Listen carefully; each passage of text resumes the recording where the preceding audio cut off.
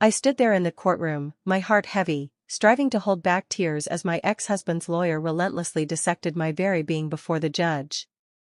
With a hint of a smirk, she remarked on her struggles, revealing that she finds herself without the means to provide a home or even the simplest of necessities for her children. What makes her deserving of him? I held my breath, my jaw set in silence. My hands trembled gently. I wished to deny them the pleasure of witnessing my unraveling. The judge inclined his head gently, as though he found himself in accord. In that fleeting instant, it was as if the very breath of life had been drawn from my heart. My thoughts were consumed by my beloved children, Noah and Maya. What fate would befall them if they were removed from my embrace and entrusted to a man whose heart beat solely for dominion and facade?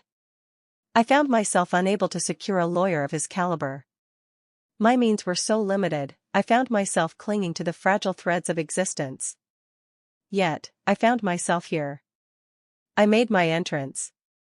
I devoted myself entirely to my children, pouring my heart into every effort for their well-being. In that moment, as I sensed myself descending into a tranquil yet tumultuous panic, where my body remained still while my thoughts clamored for attention, my 7-year-old son rose to his feet. "Mother," he declared with a voice that resonated through the courtroom, "may I present to the judge the letter I discovered in Father's safe?" The atmosphere became still, as if time itself had paused. All eyes were drawn in unison. Derek's body tensed with an unspoken intensity.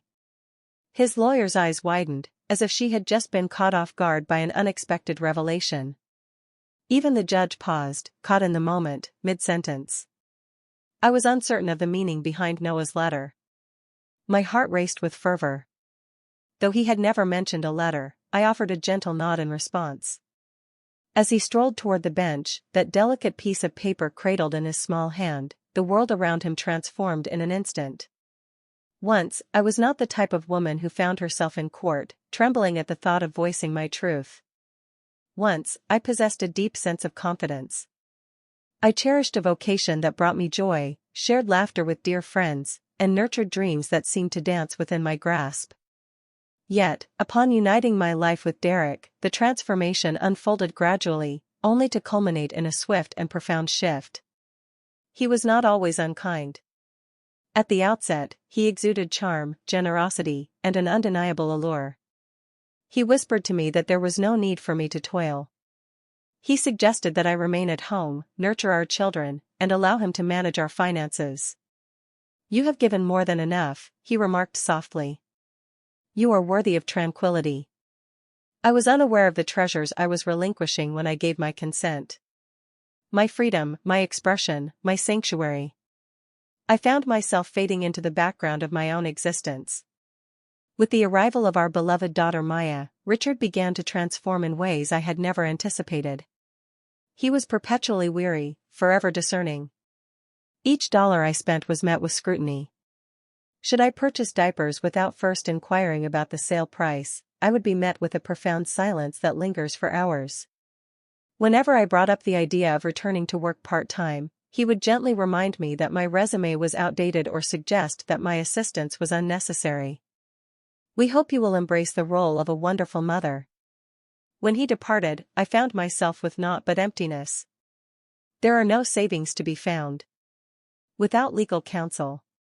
Only my children stand by my side. He severed the ties of their shared account and found solace in the embrace of another.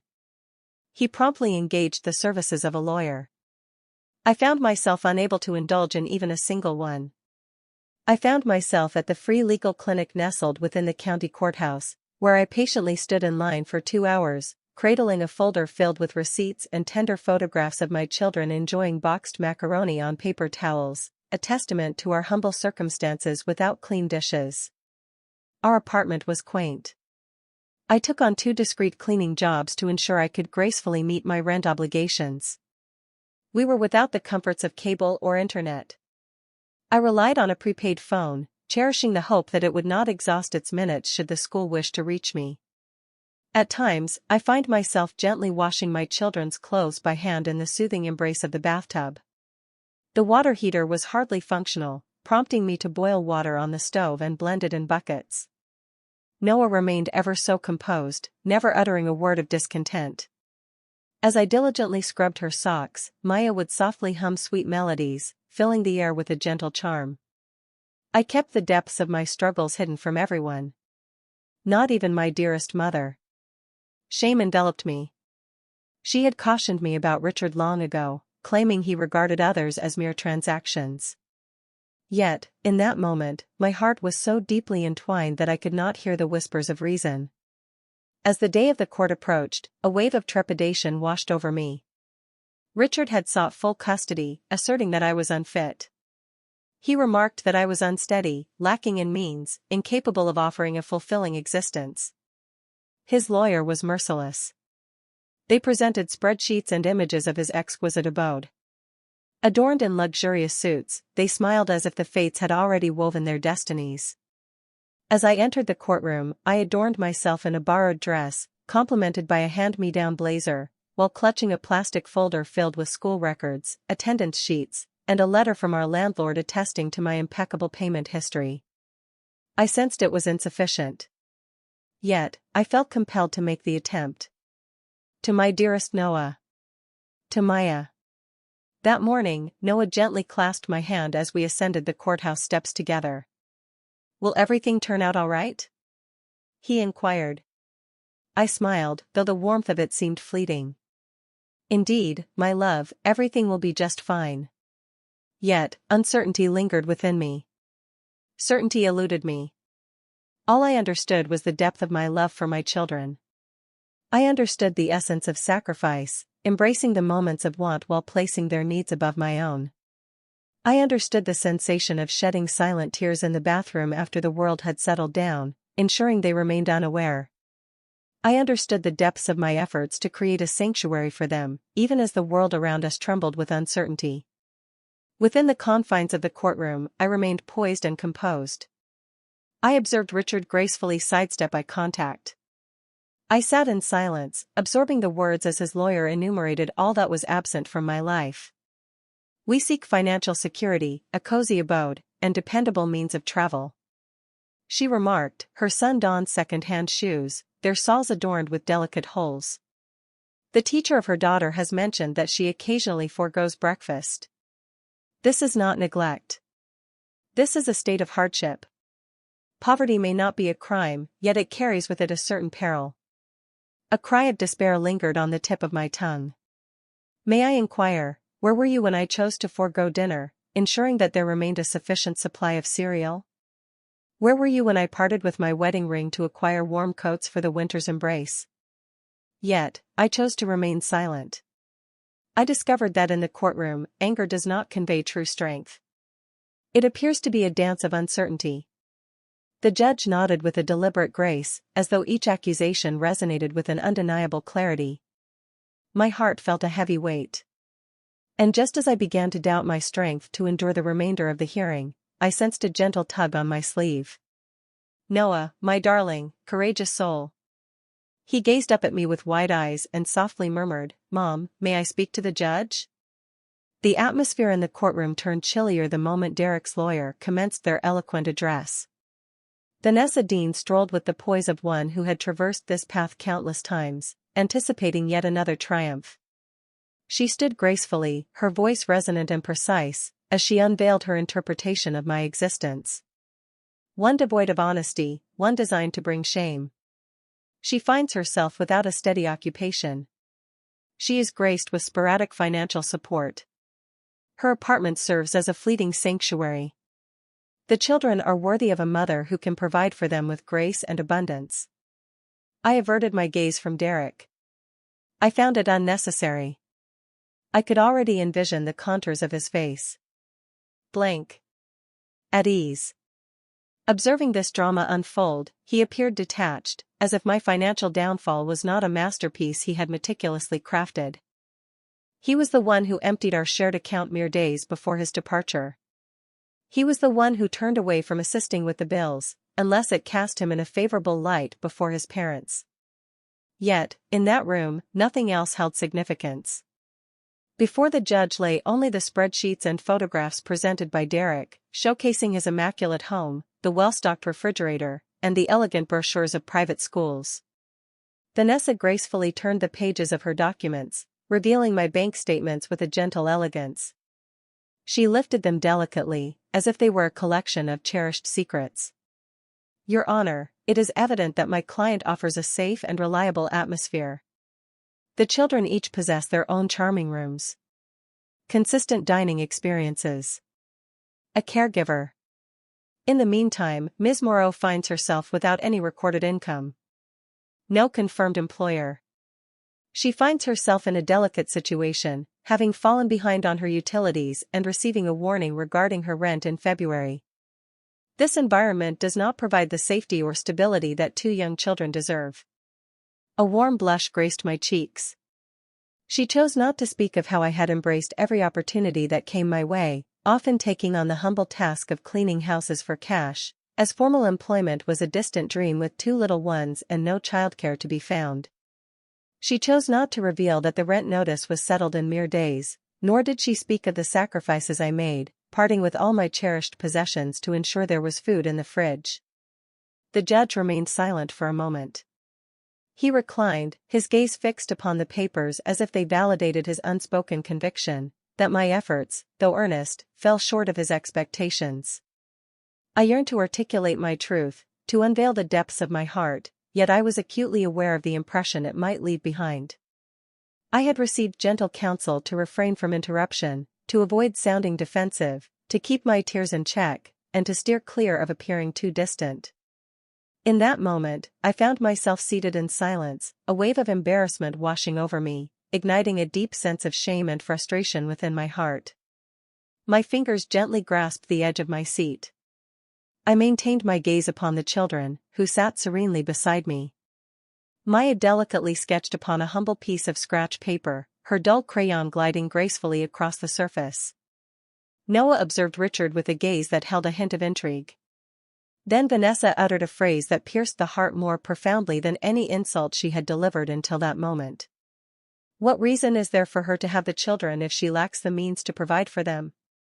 It resonated softly within my thoughts. What is it that draws me to them? I stifled the tears that threatened to spill from my eyes. I understood that my reality may not shine brightly when written down. I found myself without new garments for them. Luxurious lunches and graceful ballet classes were beyond my means. Yet, I found myself present each evening. I was the one who tenderly brushed their hair, searched for hidden monsters beneath their beds, and lingered into the night, hand-sewing delicate patches onto their jackets, for new ones were beyond my means. None of that held significance for the court. Only the numbers did. Figures that eluded my grasp. The judge gazed upon me, his eyes laden with uncertainty. He parted his lips, as though words were poised to escape, when I sensed it. Once more, I feel that gentle pull on my arm. "Noah, my dear." He murmured softly, "Mother, may I present the letter I discovered in Father's safe to the judge?" In the beginning, I found myself in a state of confusion. "Which letter do you speak of?" My gaze lingered on him, a swirl of confusion enveloping me, until he gracefully retrieved a folded paper from his coat pocket and presented it to me. A flutter of unease stirred within me. Unbeknownst to me, a subtle change enveloped Derek's posture, hinting at an unspoken emotion. He straightened his posture. Carla's gaze was captivated by the paper. "Noah, what might that be?" I inquired gently. He chose not to respond to my words. He gazed at the judge. "May I offer this to you?" he inquired. The judge, taken aback, offered a graceful nod. "Kindly bring it here, if you would be so gracious." Noah advanced with a gentle grace, gliding past the array of gleaming suits and astonished gazes, and presented the letter to the judge with both hands, a gesture of quiet reverence. The room was enveloped in an unusual, weighty silence. I noticed a sheen of perspiration begin to form on Derek's brow. Vanessa leaned in towards him, her voice a soft whisper, sharing her words with a fleeting urgency. For the first time, her confidence wavered. The judge gracefully unfolded the paper. I beheld his gaze dance over the words. His expression transformed gradually. Amidst the haze of uncertainty, clarity dawned, followed by a piercing insight. He lifted his gaze, meeting Derek's eyes with a lingering intensity. "Mr. Moreau," he uttered with a certain grace. "Could you kindly elaborate on this matter?" As the judge uttered those words, a palpable change enveloped the courtroom, as if the very air had transformed. Derek's eyes sparkled with surprise. He parted his lips, yet silence lingered in the air. Vanessa leaned in closer, her whisper laced with a hint of urgency that danced between them. Whatever was inscribed upon that delicate piece of paper, it had stirred something deep within. I leaned in closer, my heart racing, seeking to decipher the expression of the judge.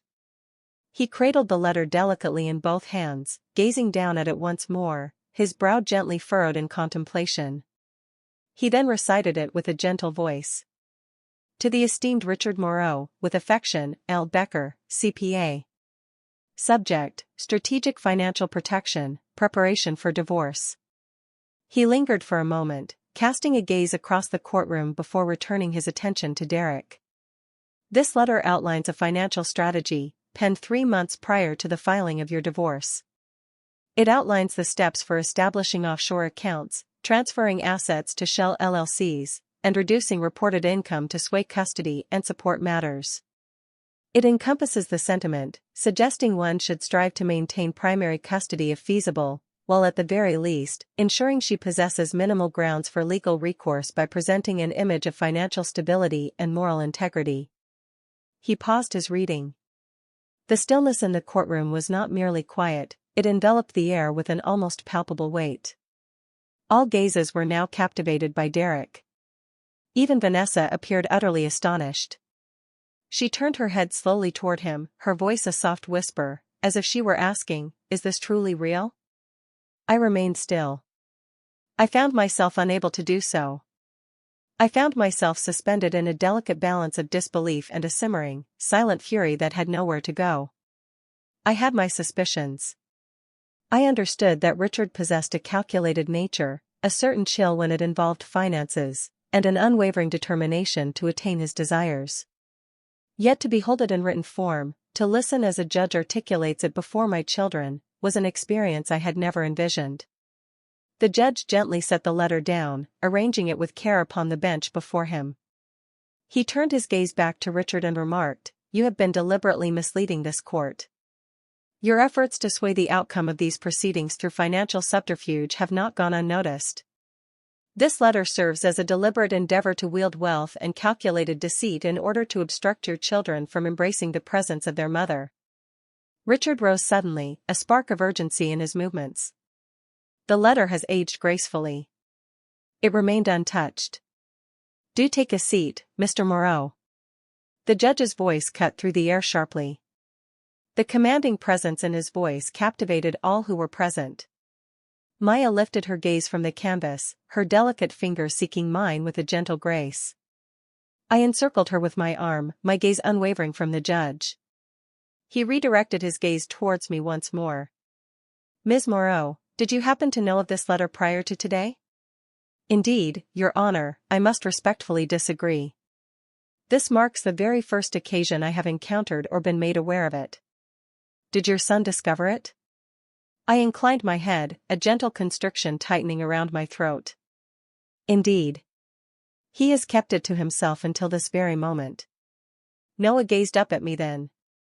I believed it could be of assistance. As I searched for my tablet at my father's abode, I stumbled upon it unexpectedly. I wished to avoid causing any distress, yet I yearned for us to prevail. The judge regarded him with a lingering gaze. Then a gentle warmth graced his expression. "You have acted wisely, my dear young man," he remarked with a gentle smile. He glanced back at Vanessa Dean. "I shall thoroughly examine this document and temporarily suspend this hearing to conduct a formal inquiry into Mr. Moreau's financial conduct. For the time being, primary custody shall be entrusted to Ms. Moreau, while the defendant's parenting time is temporarily suspended until this matter finds its resolution." The words settled gently, like whispers in the evening air. I sensed their presence, yet my body remained still for a moment, unresponsive. It felt as though my mind required a fleeting pause to confirm that they were indeed real and not a figment of my imagination. As they finally registered, a delightful tremor coursed through my knees. I sank into my seat, enveloping both of my children in a warm embrace. Vanessa Dean stood in quiet contemplation, her lips gently sealed, arms gracefully crossed. She chose not to engage in a dispute. She was unable to. The harm has been wrought. Richard remained silent, his words lingering unspoken in the air. Once the judge departed from the bench, the bailiff gracefully dismissed the court. I remained in my seat, my arms enveloping my children as if they were the sole tether binding me to the earth beneath us. Noah leaned closer, his breath warm against my ear, and softly asked, "Did I mess up?" "My dear, I must insist otherwise. You have rescued us from despair." He offered a subtle nod, allowing silence to linger between them. There was no necessity for him to do so. At last, I grasped the profound strength required for a child to bear such a burden. And I came to a beautiful realization. The battle had yet to reach its conclusion. Yet, for the first time in what seemed like an eternity, it felt as though the truth was finally poised to embrace its destiny. As I stepped out of the courtroom that day, my children's hands clasped gently in mine, I felt as though I were floating, barely aware of the earth beneath me. My legs danced forward, yet my thoughts wandered to distant realms. I found myself lingering on the judge's words, seeking to embrace their truth. He had brought the hearing to a halt. He had paused Derek's moments of fatherhood. He had placed his trust in me. Or perhaps, at long last, he had glimpsed the truth with his own eyes. The chill of the air enveloped the world outside. Noah released my hand gently to fasten Maya's coat with care. I observed him, a wave of gratitude swelling within me, though words eluded my grasp for the moment. How does one express gratitude to a child for such a heartfelt gesture? For having the audacity to rise and take a stand when no other adult in that courtroom possessed the bravery to do so? Several days hence, the court decreed a formal inquiry into Derek's financial dealings. I had the pleasure of meeting with a court-appointed investigator, a remarkable woman named Ms. Trent. She listened with great attentiveness, took meticulous notes, and her gaze never suggested that I was anything but worthy of respect. She perused the letter with care, inquired about our financial journey throughout the marriage, and sought consent to access all pertinent tax records and asset disclosures from both parties. I acquiesced with a heart full of certainty. I held no secrets within my heart. Yet, Derek, in contrast, did indeed. In the span of a mere week, his delicate house of cards began to crumble. The investigator revealed a tapestry of accounts intricately woven through shell companies nestled in the alluring states of Nevada and Delaware. She uncovered wire transfers to distant banks, undisclosed cash transactions, and tax discrepancies that revealed he had been concealing his income for years. With each update I received, a gentle warmth began to blossom within me, as if something beautiful was being carefully restored. Have faith in my own recollections, embrace the whispers of my intuition, and hold on to the hope that perhaps, justice might find its way to us.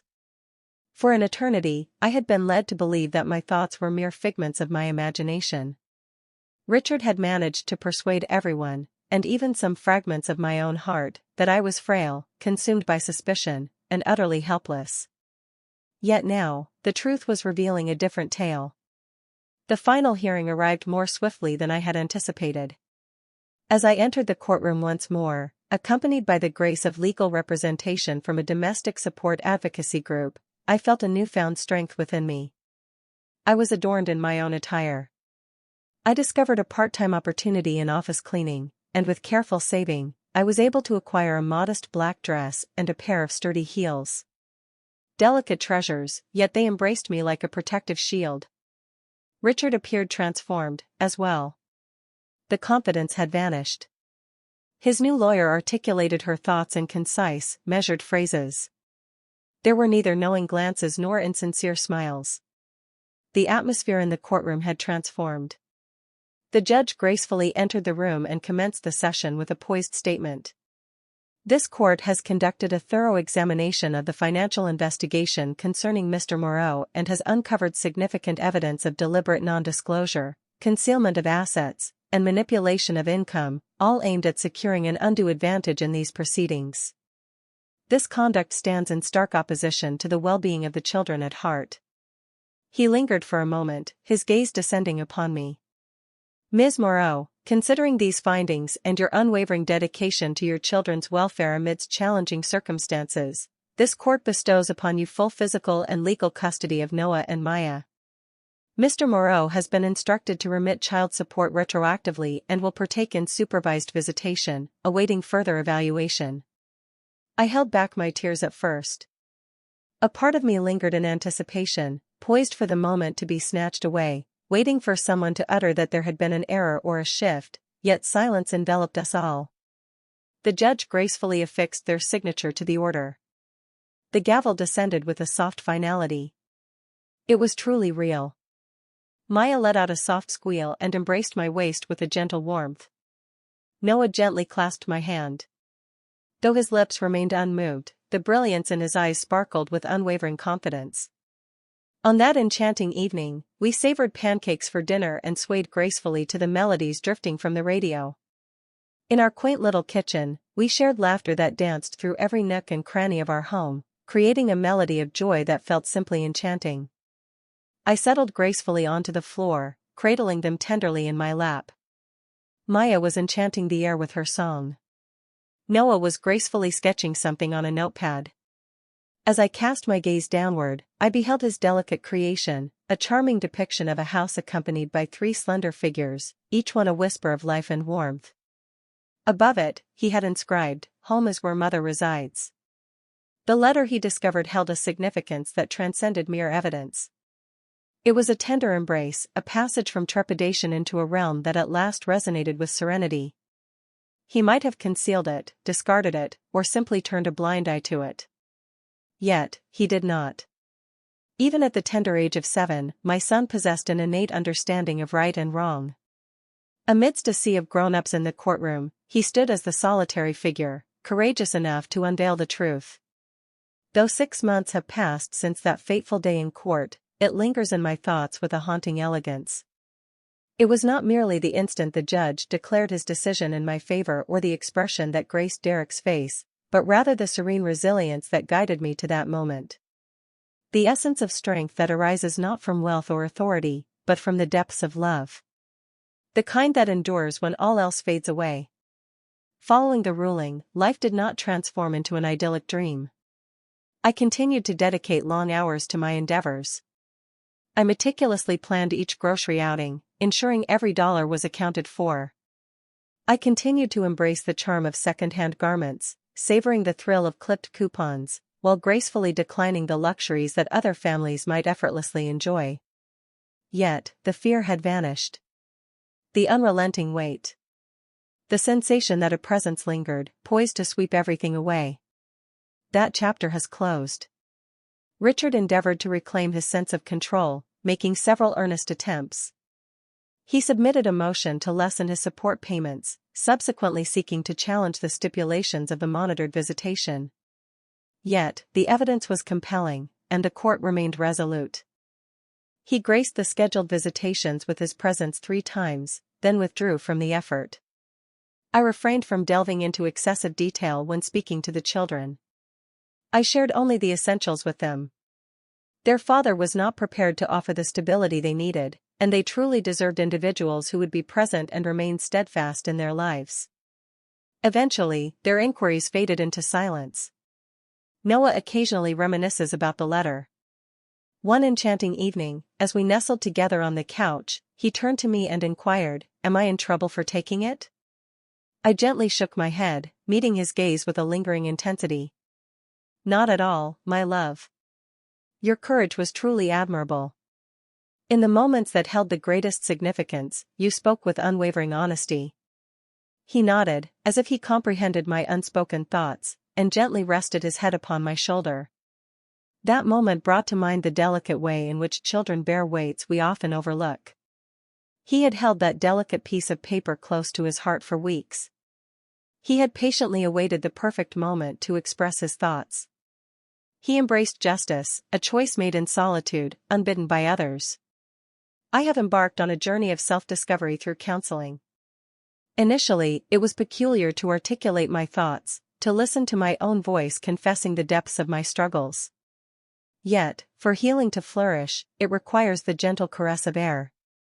With each word that flowed from my lips, I became increasingly aware of the depths of my own understanding. The deep sense of shame. The weight of remorse.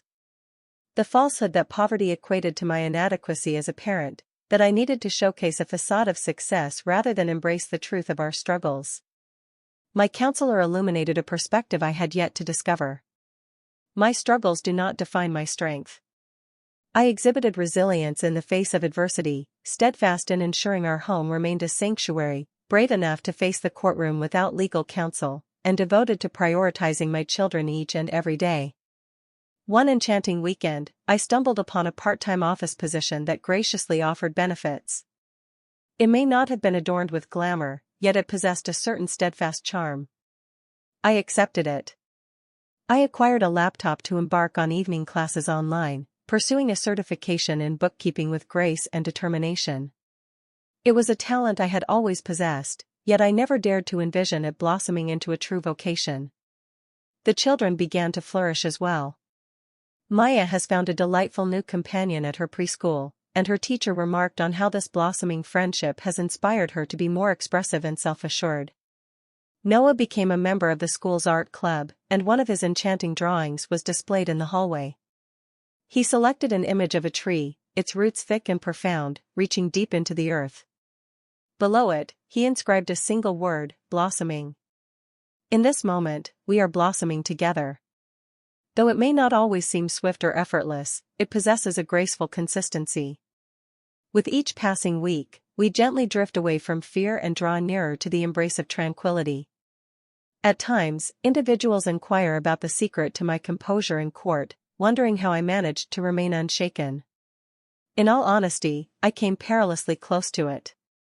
Yet, when one embraces the role of a mother, and the well-being of her little ones hangs in the balance, she discovers an unwavering strength to continue breathing, to remain steadfast. Not for the sake of ease, but for the unwavering belief that surrender was never a choice. This tale began within the solemn walls of a courtroom, where I found myself facing the accusation of being too impoverished to fulfill the role of a worthy mother. It concluded with a delicate truth, whispered by the softest voice present, a child who understood the essence of love and embraced the courage to reveal it. Our triumph was not born from power, wealth, or flawless facades. Our victory was born from our unwavering honesty, our enduring kindness, and our steadfast resolve to remain unbroken, even when the odds were stacked against us. One truth I have come to embrace is this. Justice may not always arrive effortlessly, yet it has the power to grace us in time. And at times, when it graces us, it takes the shape of a delicate letter cradled in a young boy's hand, held with gentle bravery, presented with affection.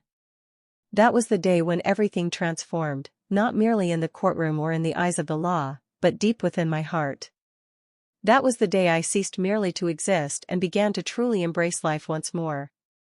If this tale has touched your heart, if it has evoked the gentle resilience required to persevere amidst adversity, I kindly invite you to take a moment to express your appreciation by liking this video.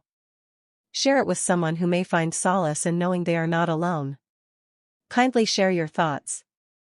Regardless of whether you are a parent, a survivor, or simply someone who holds a deep belief in truth and justice, your voice holds significance in this space. I have perused each and every one. If you seek more authentic tales of resilience, love, and the essence of striving for what truly matters, consider subscribing to the channel. We are cultivating a community that embraces individuals, recognizing their essence beyond mere challenges. Thank you for gracing us with your presence.